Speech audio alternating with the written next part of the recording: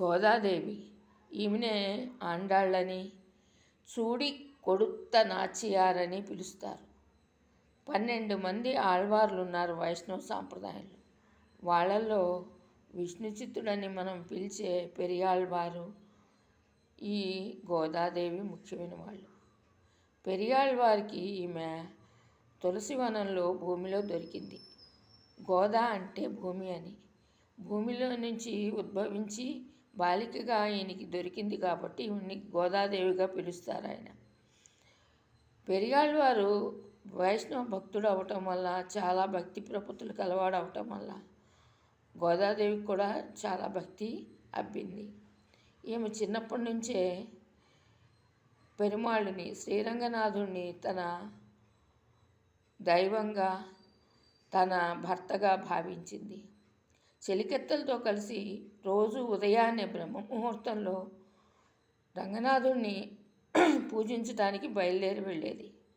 తండ్రి పూలు కోసి మాలలు కట్టిమ్మంటే మాలలు కట్టి తన మెడలో వేసుకు చూసుకుని అవి రంగనాథుడికి సరిపోతాయా లేదా అని ఒకసారి అలంకరించుకు చూసి అద్దంలో అప్పుడు బుట్టలో పెట్టి తండ్రికి ఇచ్చి పంపించేది. ఇది విష్ణుచిత్తుడు ఒక రోజున చూశాడు. చూసి ఇదేమిటి, నీవు ఇలా చేయటం తప్పు కదా అని బాధపడ్డాడు. కానీ ఆ వెంటనే శ్రీరంగనాథుడు విష్ణుచిత్తునికి కల్లో కనిపించి ఆమె అలా ఇవ్వటమే నాకు చాలా సంతోషం అని చెప్పారు. అప్పటి నుంచి ఈ పెరియాళ్వారు కూడా తాను ఏమీ అనకుండా ఆ మాలల్నే వేస్తూ వచ్చారు. పెళ్ళియుడు వచ్చింది, గోదాదేవికి వివాహం చేస్తానన్నారు పెరియాళ్వారు. కానీ ఈమె ఒప్పుకోలేదు.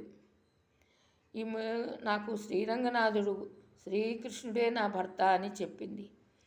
దీంతో ఆయన దిగులు పడ్డాడు. శ్రీరంగనాథుడు నాడు ఆలయ ధర్మకర్తలకి, విష్ణుచిత్తుడికి కల్లో కనిపించి గోదాదేవిని పెళ్లి కూతురుగా అలంకరించి తీసుకురమ్మని చెప్పారు. చెప్తే సరే, పల్లకిలో ఆమెని పెళ్లి కూతురుగా అలంకరించి తీసుకువెళ్ళారు.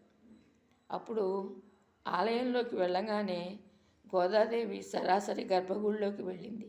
అంతే, గోదాదేవి శ్రీరంగనాథుల్లో ఐక్యమైపోయింది. ఈమె నివసించిన ప్రాంతాన్ని తమిళనాడులో శ్రీ వెల్లిపుత్తూరు అంటారు. ఈ వెల్లిపుత్తూరు తమిళనాడులో చాలా ముఖ్యమైన ప్రాంతం.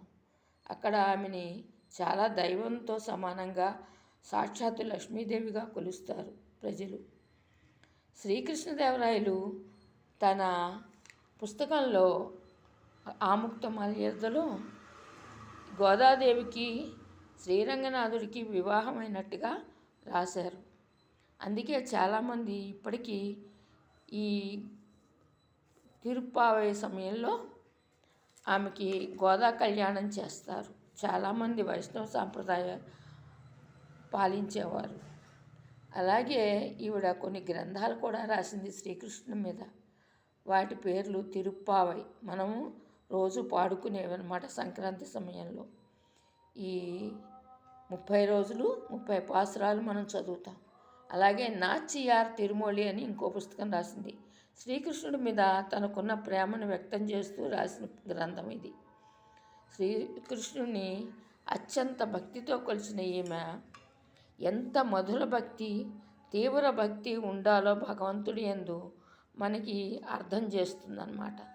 ఇంత మధుర భక్తి, తీవ్ర భక్తి ఉన్నవాళ్ళు మాత్రమే పరమాత్మని చేరగలరు అని ఈ కథ తెలియజేస్తోంది. అర్థమైంది కదా?